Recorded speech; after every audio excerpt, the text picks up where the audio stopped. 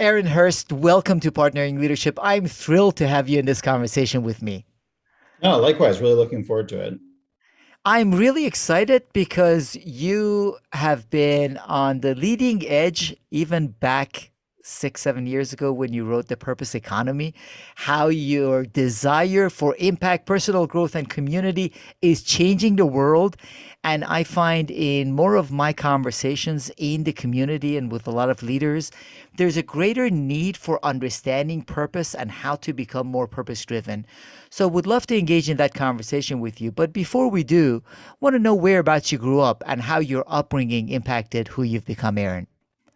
Yeah, no, absolutely. So I was born in Aspen, Colorado. My grandfather was the CEO of the Aspen Institute for about 25 years, and my parents lived in a teepee in the mountains up there. So we were there for 2 years, and then, as we like to say, we're wandering Jews. Like we moved from there to Arizona to Colorado to Halifax to Ann Arbor, but extended family's always been in New York, which is very anchoring to who I am. To your question about how it influenced me, I mean, my parents are 100%, although as a teenager, I would have disagreed, like 100% like who I've become. Like I think about my father's a PhD in organizational development, focused on higher education. And just, he and I would geek out and I always loved those conversations. And my mom didn't finish school, but really wanted to be a therapist. So she sort of found a different path, which was being an astrologer or an astrologist, because it was just about having conversations with people, just sort of about, achieving what you want to achieve in life. So that had a big influence. And then just having, my grandfather at the Aspen Institute, a lot of my family is social impact oriented, has made a big impact. And then I think finally, my parents actually, well, both of Jewish descent, were part of a Tibetan Buddhist community. And I think that combination of the Jewish idea of repair the world, and that's sort of our responsibility as human beings, with sort of a more Buddhist, sort of reflective practice, and mindfulness practice, I think also sort of merged in creating my perspective on the world. So I'll leave it at there. I could go on for hours, but those are the headlines. Yeah, so you had that with your parents, and I just want to underline with your grandfather who led Aspen Institute for 25 years, well-regarded institution. He also Sure. played a key role in starting the Peace Corps. Yes, absolutely. He came back. Sort of his big, hairy, audacious goal was coming out of World War II is how to prevent World War III, and he saw that there was a need just to build understanding between cultures, and that you need to do that not as tourists but through service. So he came up with the idea of a program where Americans would go abroad and live in service in the developing world and around the world, and pitched that to Kennedy. And a couple of years later, we have the Peace Corps, which is a very much an inspiration of my work, just around how do you bring people together from different cultures? How do you help bridge different sectors, different countries, different cultures? So that absolutely has influenced how I think about the role I want to play in the world. So you had that grounding in purpose, Aaron, from your grandfather to your parents. Where did you get your entrepreneurial spirit from? You started your first business when you were 16. Yeah. I don't know where these things come from. I mean, both of my dad was like entrepreneurial. They're both pretty much entrepreneurial, and they both, did little like side hustles, I would say. So I always was around that energy. To me, I see problems and try to figure out solutions and then become obsessed with like building them. So to me, it's almost like it's a mental model for approaching the world. So I didn't know the word entrepreneur probably until I was in my early 20s. Like it wasn't the word that was used. My grandfather, de facto was really this founded the Aspen Institute and built a number of other organizations. So I think there's always this energy around addressing problems in the world, and sort of getting them off the ground. So then, what was it where you got to put that entrepreneurial spirit to channel and found the Taproot Foundation? Yeah, so I've been really lucky, and I think there's been key things that have happened in history that have had an influence on sort of my ability to look at ways to create need. Taproot Foundation, I started right around when 9/11 happened, and there was this huge surge in professionals' desire to do something that was meaningful and relevant. A lot of them looked at these kinds of challenges and was like, "Is what I'm doing, does it matter?" I want to be doing something that matters. But the Taproot Foundation did is channel that energy into having people do pro bono work. So it's taking the idea of volunteerism, which corporate volunteerism has been largely ineffective for a very long time, and instead said, we need to give what we know. We need to have professionals actually doing marketing and tech and HR. That's what nonprofits actually want. And that's what we need to help them with. So built out a whole structure for how to build out a sort of workforce of people doing pro bono work, then started working with companies and helping them build their own pro bono programs so that they could add that level of sophistication. Then worked with the White House to create the Billion Plus Change campaign with Gene Case, which was a challenge to corporations to actually pledge pro bono work in the world instead of just philanthropy or volunteering. And then ultimately partnered with the BMW Foundation with Marcus Hip to basically find entrepreneurs around the world who are excited about the same mission and support each other as a network to turn it into a global movement. A lot of times organizations feel like they're doing a favor to nonprofits by saying, okay, we're going to come over and paint the walls or create a volunteer project for us, Yep. and they want to be thanked for it. If anything, it actually gets in the way of the nonprofits doing their job. But with Taproot, you were able to connect the nonprofits with the resources they needed. And Taproot is a significant, I mean, grew to $15 billion in support. As an overall marketplace, yeah, in terms of what we were building, I think we realized early on that we could figure out how to show that pro bono was possible and then become the advocates to sort of build a market around it.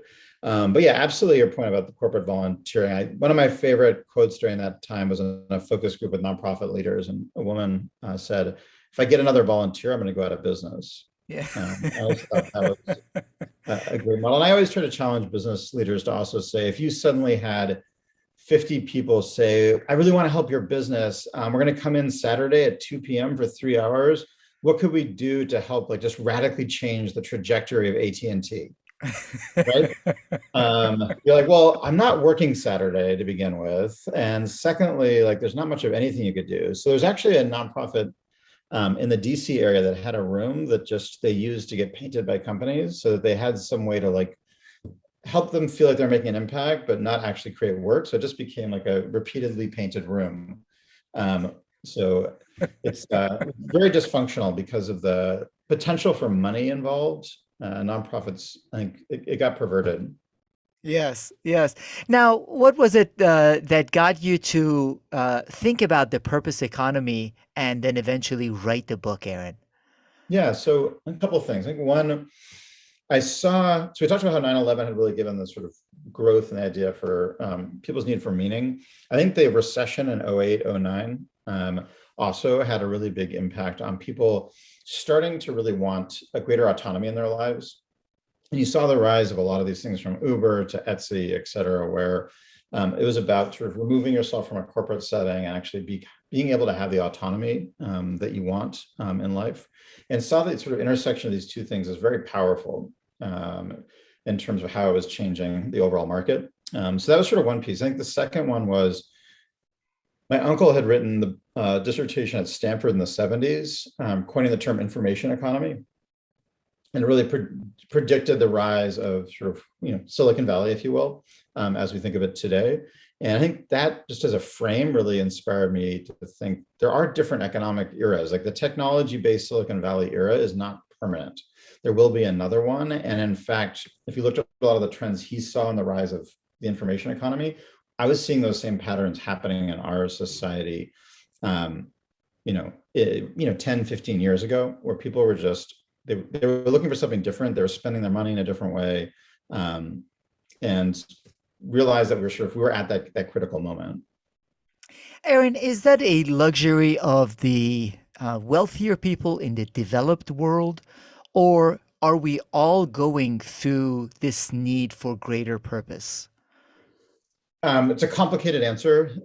The answer at the end of the day is everyone's going through it. I think it's a fundamental of human nature. And I think one of the biggest myths about purpose is it's only for the wealthy. I think anyone who's traveled abroad into the developing world finds plenty of people with tremendous amount of purpose who don't know where their next meal is coming from. So it's much more mindset than it is about sort of economic realities. I think the autonomy that a lot of people have makes it much harder. Frankly, like working in a call center, it is very hard to find purpose in that work because you just have so little autonomy.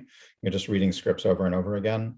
So the more and more sort of robotic and lacking autonomy, the more that is the case. I would also say a lot of the things that we see in our society today that are extremely dysfunctional are also coming out of this quest for purpose. Like I would argue a lot of the extremist politics we see in our country is actually a need for purpose. By being able to have a sense of belonging to a group, for having something to fight for and care about, is trying to meet that need. Because if they're not finding that need met elsewhere, they sort of move towards extremism as a way to get that need met.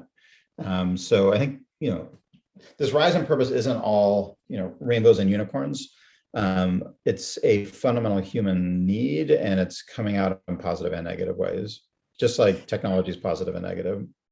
Yeah, that's interesting. So, would you say that on a societal level and on a countrywide level, we need to have a purpose to channel the energies of the people to the same way organizations and individuals need to? Yeah, if people don't have a place to channel that, they'll find they'll find a place. Or they'll just basically become shut-ins and just sort of shut down and lead to, I think, a lot of the issues we have in this country around depression, obesity, mental health issues, et cetera. So, yeah, 100%. And I think, faith to a certain population like served that need for a lot of folks. That's sort of diminished or become radicalized. There's not sort of more of a mainstream. The mainstream faith community is like much smaller than it was in the past. I think it's been harder for people to find purpose and work to a large degree, just in part because they're just switching jobs constantly and they don't have community around the work. And we become further and further removed from the actual end user of whatever we're producing. So you and I are having this great conversation, like, but we're not able to actually interact with the people listening to this podcast. And therefore, like, my sense of meaning from this is diminished because we're not sitting in front of all these people and seeing and interacting and knowing whether or not it makes an impact. It's like talking into the void. And I think a lot of jobs are like working into the void. Yeah, so that's why that there are a lot of different factors that go into that greater need for purpose. But a big part of the focus is on the need for organizations to have purpose. You say Yep. that in today's world, running an organization without an intentional emphasis on purpose is like running an organization in the early 1990s and failing to implement technology. Now, one of the challenges that I find, Aaron, is that there is a lot of platitudes given to purpose, from WeWork wanting to elevate the world's consciousness to Boeing consistently talking about safety being one of the top areas of purpose and focus while they were intentionally looking the other way with respect to safety, to VW saying environment and environmental impact was key to their purpose as they were cheating on the emission scandals, to Wells Fargo saying the financial health of the consumers was key to their purpose while they were setting up fake accounts. So the word purpose is thrown around consistently without the follow through. So, what makes purpose driven companies truly purpose driven versus these platitudes? Yeah, I mean, I think that's marketing, right? And I think a lot of early on, a lot of people, and I give the parallel with the information economies you were sharing, where a lot of people felt like just having a website made it so that you were like a technology company, right? And we know that that's not how that works, right? I think similarly, a lot of folks felt like with this purpose economy, all they need to do is find a cause and associate with a cause, and that gets you there. And as you shared, that doesn't get you there because it's not lived and it's not authentic. And what I see as purpose really is much more around purpose mindset, which is something I've read about in the purpose economy, and we've seen further research on the concept, and it really is actually built off of the work of Amy Resniewski at Yale, of just looking at how people have different mental models for the role of work in their lives. Some people see work as just it's a financial transaction. I do it because I have to do it. Other people do it as a way of identity, for identity and ego, and others do it what we call a purpose mindset, which is seeing work as a source of meaning for themselves and an act of service to the world. And you find these people in every profession, every country, every demographic. But to me, like a purpose-driven organization is hiring and cultivating that mindset within its workforce, so that workforce is, significantly, to your point, less likely to do things that are not aligned with the values of the company, and that they are much more, I think, aligned as a culture around what matters. So that's sort of where I start to think about that. I think this focus, and it's actually been a detriment to the purpose movement overall, that it's been so associated with marketing and causes. What this really is, and actually, I was talking to someone, I thought about, if I could rename the book from the purpose economy, it's almost like the psychology economy. It's like we went from, meeting our basic sustenance needs of the agrarian economy, sort of industrial, it was, much more around, our ability, sort of mobility. Mobility is probably the biggest. And then, with the information economy is all about, information and knowledge. I think what we're entering now is a time when psychology is sort of the dominant sort of way of thinking about adding value. So if you think about, at some level, that's what all these technology companies are starting to do more and more of, is they're actually, building addiction. So that's sort of when it goes to the negative side of that psychology. Like on the positive side, we're seeing so much more emphasis on well-being, so much more emphasis on mental health, et cetera. So it's that application of psychology en masse as a core business strategy is so fundamentally different than it was in the past. Now, you also mentioned, Aaron, that there are different things that people look for from work, and that divided into three groupings, and one of them primarily looking for purpose. Does that therefore mean organizations and there are certain roles that wouldn't be as purpose driven? Is it that certain organizations wouldn't be as purpose driven? So, how do you work in the fact that different people look for different things from their careers? I think there's a lot of different ways to look at it. We did some initial research, which wasn't, we had strong signal, but it wasn't conclusive given the size of the sample. But what appeared was that the people who have a financial or money mindset typically are people who have low levels of trust in others in society. They don't believe that there's the ability to actually have a symbiotic relationship. They see the world as transactional because there's a lack of trust there. People who tend to be more of that sort of career, that identity-based mindset, we found tend to have issues around their own identity and self-esteem, and that they're using work to make up for that lack of positive identity and sort of, put in psychological terms, self-love.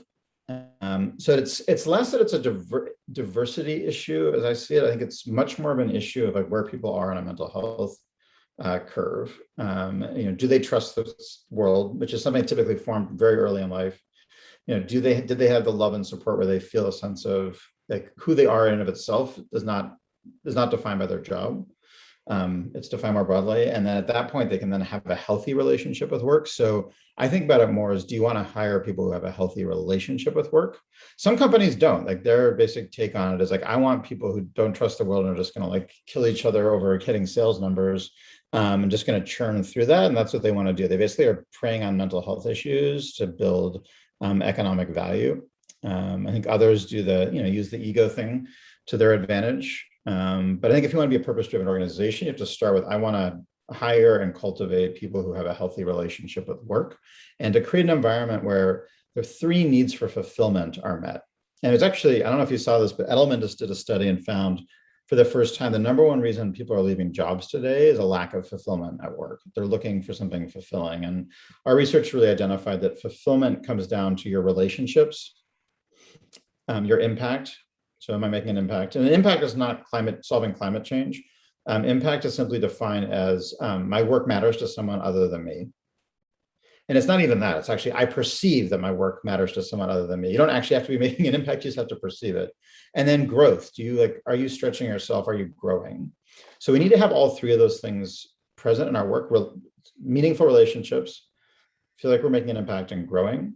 So as I think about it as a leader, how am I measuring those things and how am I cultivating all three of those things in the culture has a lot more to do with purpose than whether or not you have a cause driving your business. And one of the things you repeatedly say, Aaron, and I totally agree, is that it is not a function of the role of the individual. People at all levels in an organization can be purpose driven or not. I give an example of my brother and I go on a ski trip. A person helping put our bags on the Hertz bus in Denver.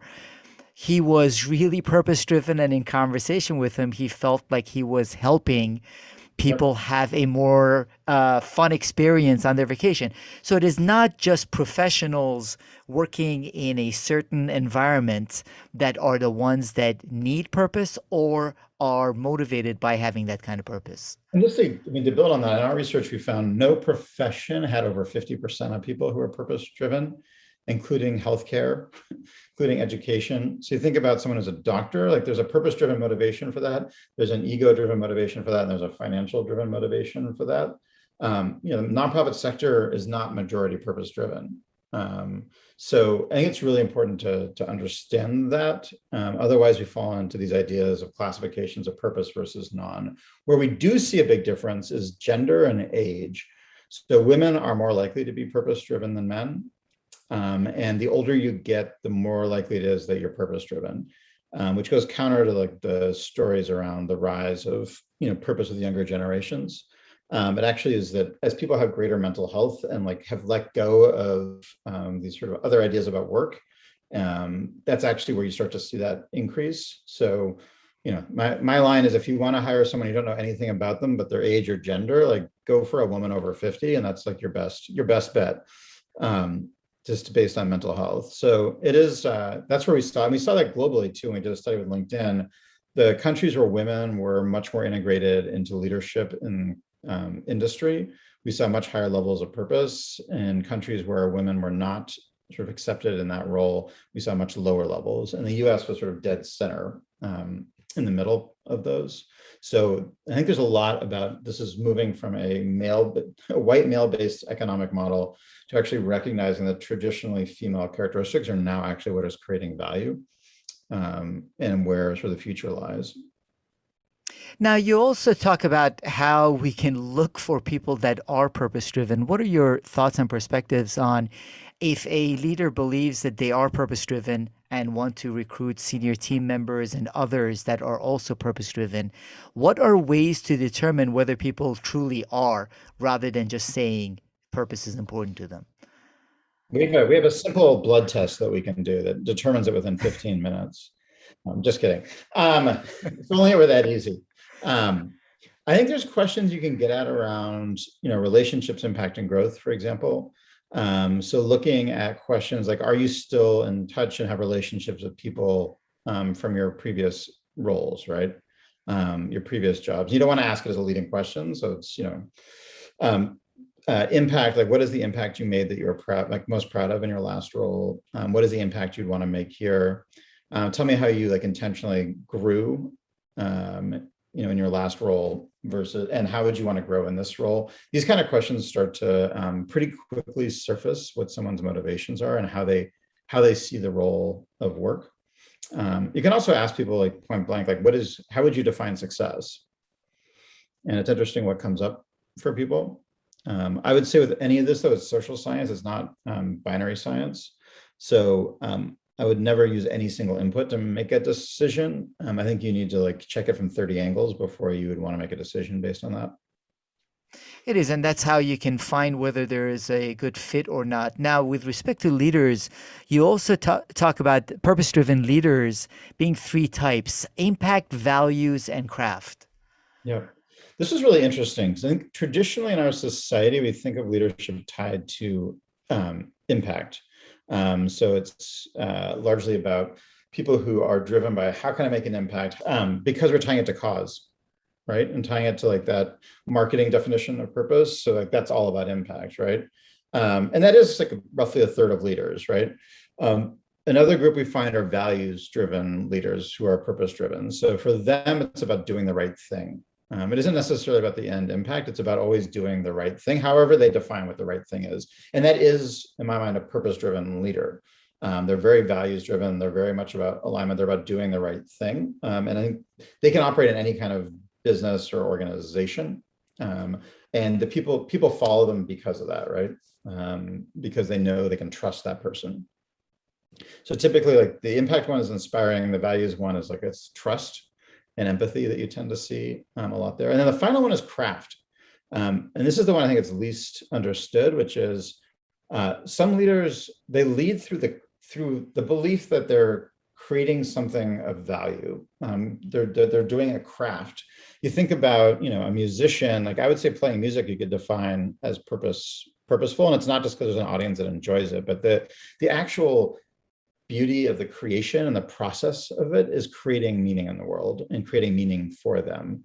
So we find that this is the sort of misunderstood category of purpose-driven leaders, are the ones where that leadership is about how do we do things the right way. It's not what is the right, it's not what is right, but what is the right way of doing things, and honoring the craft, which is core to our DNA as well, socially at least.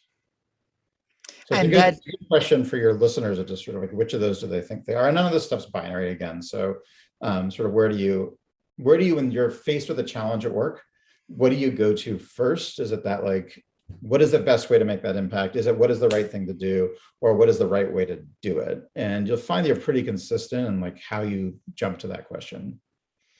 those are beautiful questions and great ones to think about because I found myself jumping to impact pretty quickly.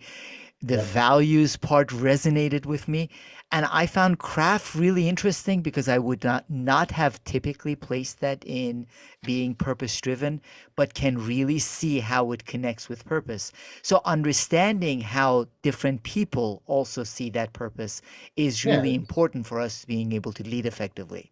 Well, it's also about being inclusive, right? I was giving a talk, I think it was in Pittsburgh. I was talking about this and someone just started crying and I was like, what's going on? He's like, I feel like I've never been understood as a leader until I've seen this definition of a craft-driven leader. Like someone finally sees who I am and what drives me and finds value in that. And I think unless we can sort of understand that diversity, we're basically undervaluing certain types of leaders, and not helping them feel seen and celebrated. So, Aaron, when leaders are looking at their organizations or their teams, purpose is not a yes, we are, no, we aren't. Mhm. It's somewhere on a spectrum. How do you typically tell people, whether when you're looking at your own organization or guiding others, to try to determine how purpose driven they truly are? Are there tools, are there methodologies for looking at the purpose drive of teams and or organizations? Yeah, I mean that's the work we do now at Imperative, but I will sort of step back from that and just say a lot of it is just asking yourself, like, what is the state of relationships for people? Are people building meaningful relationships in the organization? And that can be measured through traditional surveying. Do people feel like they're making an impact that matters to them? And do people feel like they're growing personally and professionally? And if you're getting high marks on all three of those, to me, like I would describe the overall organizational culture as being one that's purpose driven. That would be the number one thing I would look at. I would then look at, the next layers, which is, is that consistently happening or is it only for your white employees? Is it only happening for certain segments of your workforce? So I would then sort of, the next layer is like, are you seeing that evenly distributed as it should be, obviously, by function, demographic, et cetera. And then I would just get to mindset. I think one of the biggest things I see, and I struggle with these things as well. I'm not, just because I read a book about something doesn't mean I actually do it every day, is a sort of scarcity versus abundance mindset.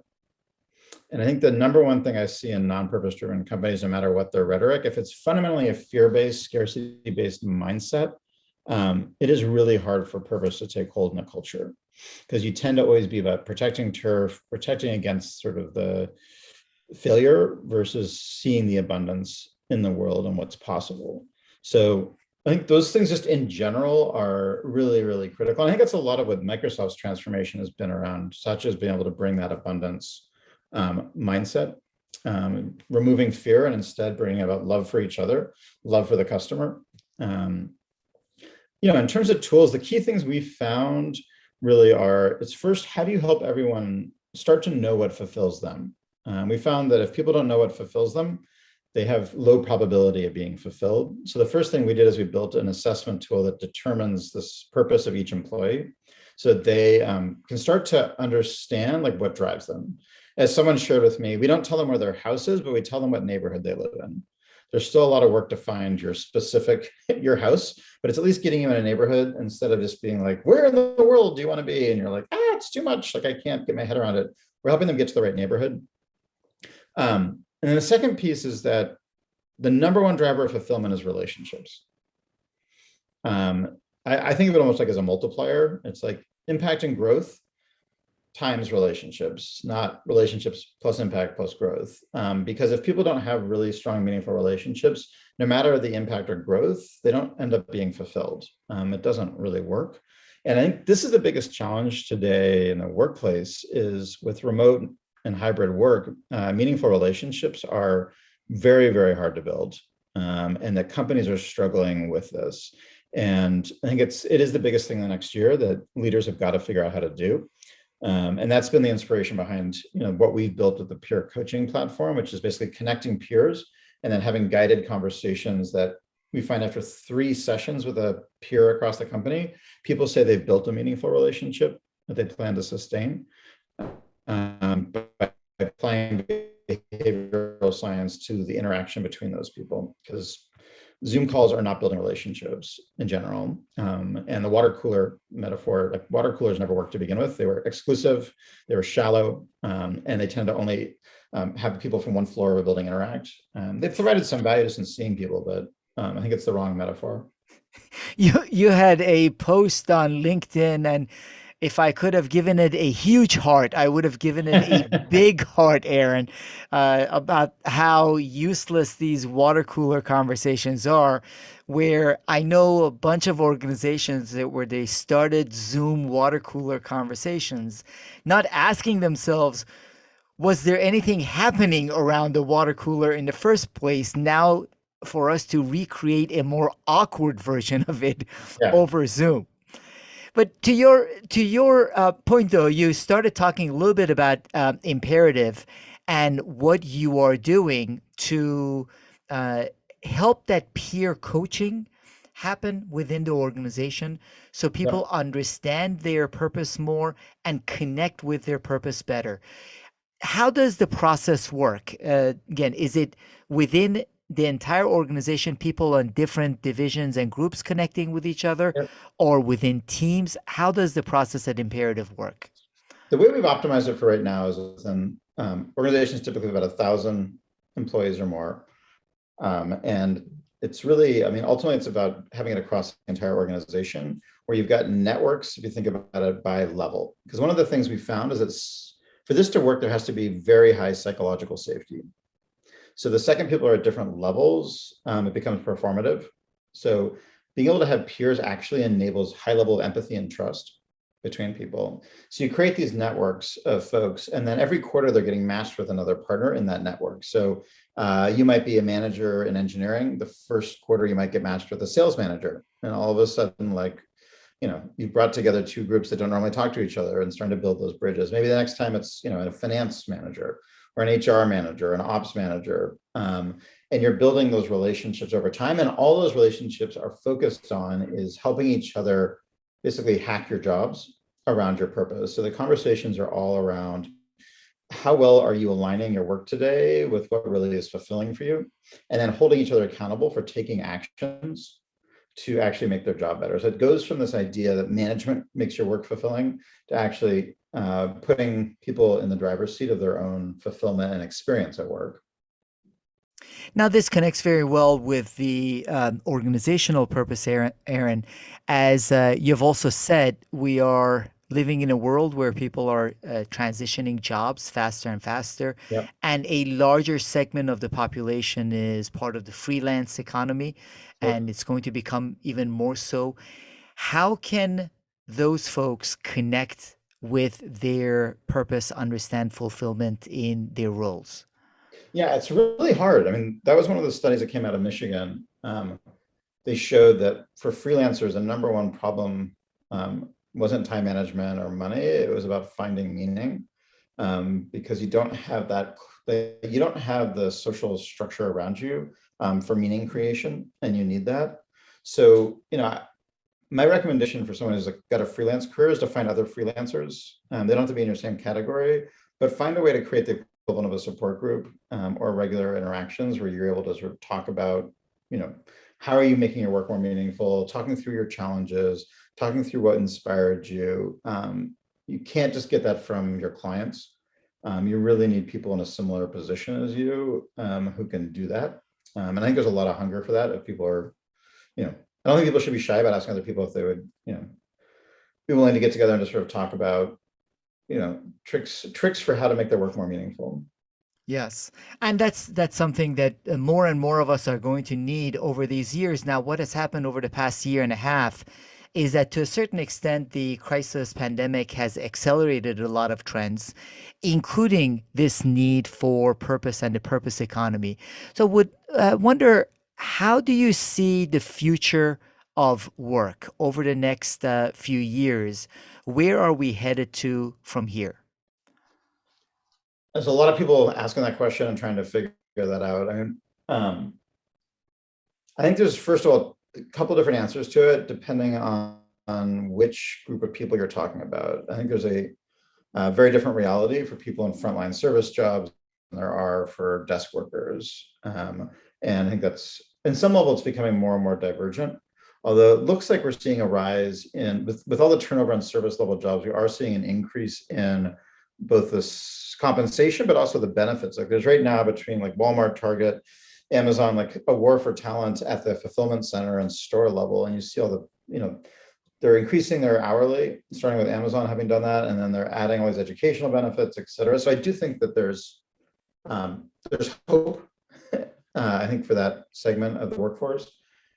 For the rest of folks, what I imagine happening, just given market forces, is specialization. So right now we specialize around our products, core competencies, et cetera. I think we're gonna have to specialize around work environments. So I think ultimately you're gonna have companies that figure out how to do work from home really well, and they can basically attract the people who want to do that, right?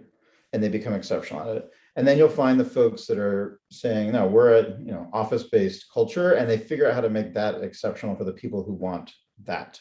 So I think we're going to see more and more specialization. You're just going to see like large parts of companies leave to go to the side that they want, based on whether it's, that's possible. Hybrid is generally the worst of both worlds. It's super hard because it is exclusive by definition, and it leaves people worried about whether or not they're like part of it. It's really hard to build belonging in that context when you have an uneven experience that way. And what I've seen mostly with the conversation around it is that it's being sold as flexible, but it's not really flexible. It's more like these 2 days you can work from home, these 3 are expected in the office. So it's not truly flexibility, it's more diverse. But then it's all of a sudden, employee has to support 2 different offices for themselves. They can't have a consistent solution for childcare because that doesn't align with childcare needs. So I think this hybrid model, as it's generally being rolled out, is not working very well. I think the hybrid model, which is we have space that people can come into to collaborate, but it's not like Tuesday through Friday, we want you in the office. That's challenging in a lot of ways, I think, as a culture. That's an interesting perspective, and I appreciated where you're saying there's going to be more in-person companies and companies that will operate remotely, and not as much of the hybrid. Even to at this point, seeing some of the challenges some of the hybrid clients are having, it is truly the worst of both worlds. Yep. There are certain factors, including the fact that we build stronger relationships when we see people, when we bump into them, which is in the back of the minds of the people that are working remotely. So that it causes a lot of additional issues and challenges. So the hybrid that is being placed by many as the ideal scenario is the worst of both worlds. Yeah, and the what I'm hearing overall is people are just going to an office and then getting on their Zoom anyway, because someone in the meeting's not in the same floor, they're not in the same building. I'm in Seattle, and you think about Amazon, I think about like 30 buildings downtown. Like just because you're all in the office doesn't mean you're going to see each other except for over, their platform, which is Chime. So it ends up being like I traveled all this time just to get on Zoom anyway for 90% of my meetings. It's like, why did I come in? Yes. So, Aaron, I wonder, in addition to your own book, are there any other leadership resources and books you recommend as leaders are reflecting, again, on their own leadership journey and leading their organizations to become more purpose driven? I find that it's very much like specific to the person and the situation, like what's going to resonate. You know, a book that I really love, and there's been a couple other books sort of built around it, but the book Essentialism, I think is really, really powerful just in helping you think about, what is it that you really spend your time on, what truly matters. I think I'm not guilty of this as well. Like we fill our time with a lot of things that don't need to be done the way they are, and we just get into sort of that trap. I think any of the Brene Brown books are fantastic. I think they resonate with a lot of folks.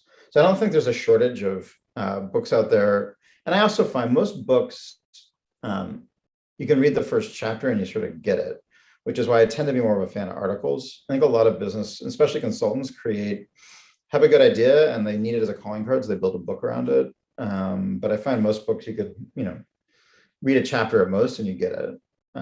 So I read a lot of MIT and HBR. I find are like great sources for thinking, more so than a book. Zach, what do you find? One of the things I love about your book, Aaron, is that you didn't write the book to promote Aaron Hurst. You were writing a book to help communicate uh, a change in the economy and for people to think about things differently. A lot of times, business books are written, as you said, as a business card or to promote the person that Yeah, it has wasn't a written a book. it was an entrepreneurial need. Like it was like you see something and you have to express it versus I've got a business and I need to create a book to support that business, right? And I think my flaw in writing the book was I didn't do a business book usually do, which is that like one chapter over and over again. It's really probably three books in one that looks at the economic trends, one that really looks at the individual psychology of purpose, and another one around organizations and even more broadly, how do you create movements in this new economy? So, you know, from a commercial standpoint, I probably should have turned it into three books or four, and then just had the same. I could just cut and paste the same content over and over again for each of those. From a value perspective, though, it is three books in one, and I truly appreciate it. And I really appreciate the conversation with you, Aaron.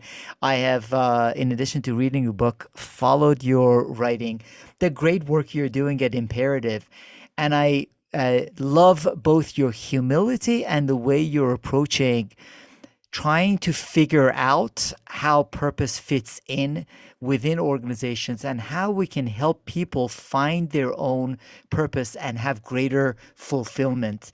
It is both the right thing for organizations and the right thing for the individual. So you're not only having an impact on the organizations, you're helping impact and make the lives of the individuals in those organizations better. And I find that truly energizing and really appreciate that, Aaron. No, I feel very blessed to be able to do this work and to have more and more people that are sort of getting on board with this. And it's ultimately an expression of hope, and optimism, I think, to be in this work. And I think I love, working with people who have that level of hope and optimism because those are generally the people who can co-create a much better future. Outstanding. I really appreciate you joining this conversation. Thank you so much, Aaron Hurst. My pleasure. It was fun.